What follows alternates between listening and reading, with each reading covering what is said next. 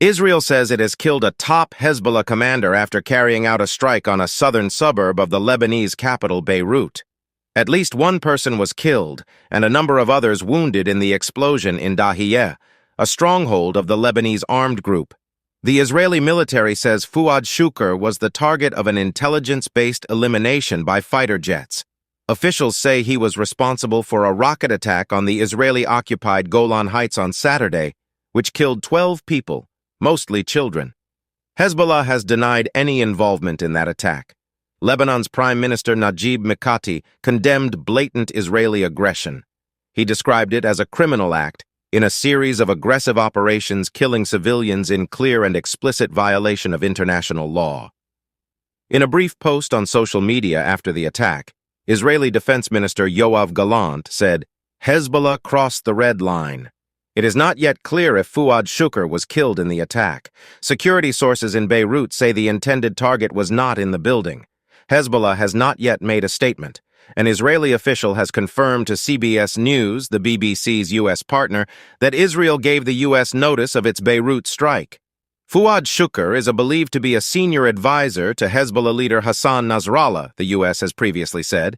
It has been offering a $5 million, 3.9 M, reward for information about him, alleging he also played a central role in the 1983 bombing of a U.S. Marines barracks in Beirut, which killed 241 U.S. military personnel.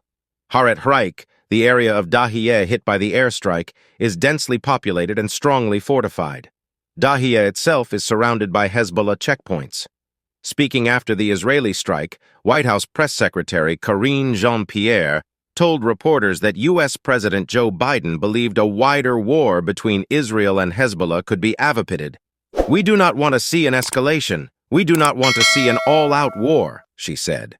Earlier in the day, two unnamed Israeli officials told Reuters news agency that while Israel sought to hurt Hezbollah, it did not want to drag Lebanon into all-out war. The Israeli Defense Forces, IDF, later said there would be no new instructions for Israelis on taking shelter, suggesting they did not anticipate an immediate or significant Hezbollah reaction. Both sides are aware of the cost of all-out war, which could bring in Iran in support of its Lebanese proxy. An Israeli reaction had been widely expected after the deadly attack in the Israeli-occupied Golan Heights on Saturday, and Israel's security cabinet had authorized Mr. Netanyahu and Mr. Gallant to decide how to retaliate. At least 12 people were killed, mostly children, when a rocket hit a football pitch in Maidal Shams on Saturday. Israel has blamed Hezbollah, but the group denies any involvement. It was the deadliest incident near the Israel-Lebanon border since hostilities between Israel and Hezbollah escalated in October. That escalation came after Hamas's attack on Israel on the 7th of October. Hezbollah, which supports Hamas, opened up a limited second front in Israel's north, and the two sides have been exchanging fire ever since. Recent days have seen world leaders urge restraint over fears of an all-out war. On Tuesday, the UK Foreign Secretary told UK nationals in Lebanon to leave immediately or risk becoming trapped in a war zone.